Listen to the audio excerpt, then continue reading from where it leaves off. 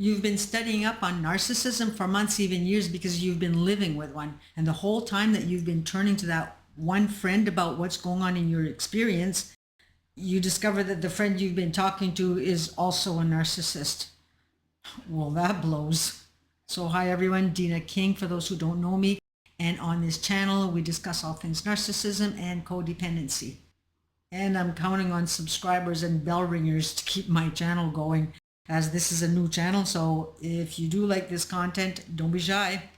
Now, today's video topic is about how we can figure out whether our friends are narcissists, or is it all in our heads because we've become so hyper-vigilant in our quest for the signs of narcissism. We definitely have become hyper-vigilant. That's a given, but you're also not crazy either. Think about it. How many narcissistic partners have you attracted in your life? Or even if it's just one, but you've been with them for a long, long time. How did you attract them? The attraction comes most commonly, you all know, from unresolved childhood traumas, which means that you are vibrating the frequency of fear, of abandonment, of shame, of guilt, so on and so forth.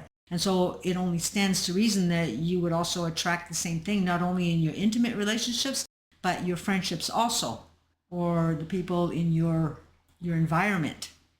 Addendum here though, it still doesn't mean that because you've attracted a narcissist in your life as a life partner that your friend or friends are narcissists, but there are some good chances that someone in your environment is. I have personally been blessed with amazing friends, but I did get stuck for a while with a communal narcissist who turned out also to be a flying monkey. I also had acquaintances that always needed help for everything, yet were nowhere to be found when I needed them. So I'm sure many of you here can relate to someone in your life here that isn't your partner or parent. So let's take a look at what you can watch out for when it comes to your friends. But before we go through these signs, do note that there are narcissists, as in narcissistic personality disorder, and then there are those who don't have the disorder but have very high narcissistic traits. To that, I would say, does it really make a difference? The bottom line is, if these people are hurting you in one way or another or using you, it might be time to walk. That being said, there's also the different types of narcissists to look for. Same as the intimate partner. You'll have the grandiose, the covert, the malignant, the antagonistic, and the communal. And then you'll have mixtures of a little of some and a little of other traits. Identifying narcissists is like identifying a snowflake or fingerprints. Each has their own uniqueness to the characters, but they do have certain things in common, such as low compassion and self-absorption. So pay attention to those first and foremost: low compassion, self-absorbed, and admiration seeking. Narcissists, they're not there for you. They're there for themselves. It's always about what's in it for them, and it can be hard to detect because you're not even living with them, so it makes it even worse. But it's hard to detect because, just like the narcissistic partner, they too are gonna love bomb you by telling you things like, what would I do without you? Being needed shows us that we have value, something that we don't feel inside. They might say things like, I so cherish our friendship, or you're the only person that gets me, or you're the best friend I've ever had. They shower you with compliments, and for a codependent, those are words that are music to their ears because we want to be needed.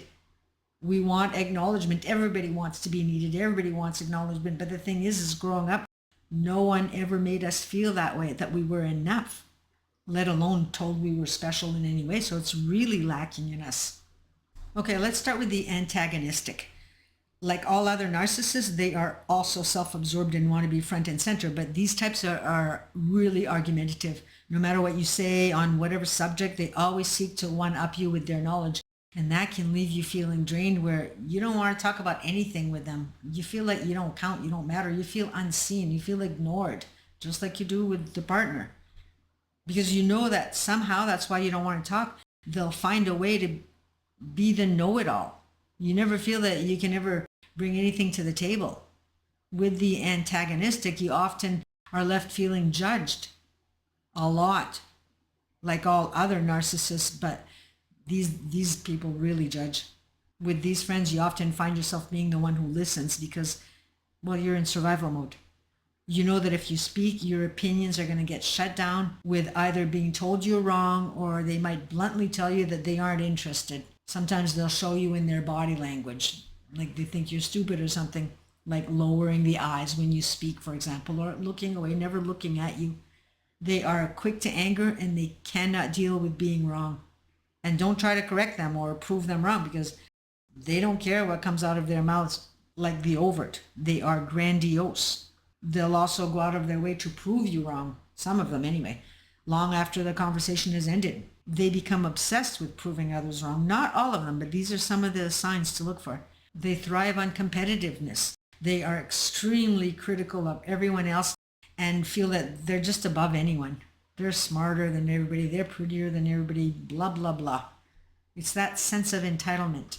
They are fault finders in everyone else except themselves, because they could do no wrong, and they feel good about themselves when they can manage to make you feel less than. And the ones that can do no wrong, those are the real NPDs, the ones that could be diagnosed as personality disorder, but doesn't mean that these people, that even if they're not doing that they aren't highly narcissistic. Then we have the communal. The communal isn't really trying to bring you down as much as trying to make themselves look so angelic that it's all you can do but to look up, way up. However, they do bring you down with their non-interest in what you have to say. All attention on them, like all narcissists, so you never feel that you really have a voice. You're there to hear all about the wonderful things that they've done. And these are friends that will be involved in helping the world. They're going to be in soup kitchens or animal rescue places, or they could be involved in rare disease awareness such as Lyme disease. When you have a communal narcissist as a friend, you become void of energy because the only subject on the table is theirs. If you talk about anything outside of what they want to talk about, which is always the same subject, they're just going to sit there with a blank stare. They need constant validation, and they're going to go from grandiosity to poor me's in an instant if they don't feel validated. When they're in their grandiose stage, for example, and they're in their soup kitchens with lots of other co-workers, these people are going to take over believing that they're better than everyone, and they're going to make decisions without taking into consideration the opinions of others. Next, we have the covert narcissistic friend. That one too is exhausting and is going to drain you of all your energy. These are the ones that need all attention on them for their woe is me stories. That's how they get their validation. The covert narcissist always has a problem for every solution. They use guilt to manipulate. So if you feel bad for their lack of whatever, you'll supply them, because not only do you feel guilty, but somehow you feel responsible for them. However, even though you try and come up with solutions for them or supply them with more money, somehow it's never enough. A solution for them, it doesn't work, because the solution that they want is sympathy. They are passive aggressive. So if for some reason you didn't say the right thing, the behavior is going to turn a bit cold, for example, or they'll do things like cancel last minute plans. So you'll know something's wrong, but you have no idea what. And if you try and address anything with them, they'll deny being upset. The covert narcissist is never going to try anything that you suggest as per solution, because deep down, they believe that they are above you, as low as they may present. Everything that ever happens to them is the fault of the world. It's never them. When you have a friend that's a covert, there's never any room for you to have any of your needs met. If something tragic happens to you and you want to talk about it, the tables are immediately turned and you're back to listening to how much more tragic their story is. They'll always compare their stories, and they are easily triggered. Coverts can't take any criticism of any kind. The covert narcissist, like other narcissists, unless they need something, they're not going to pay any compliments on any of your achievements, but they expect compliments on your side.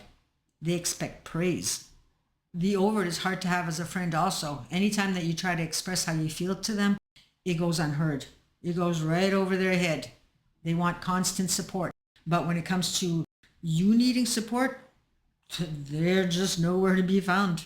These narcissists have no patience when it comes to problems others are having or needs. Your needs are a bother to them, especially if it's an emotional problem.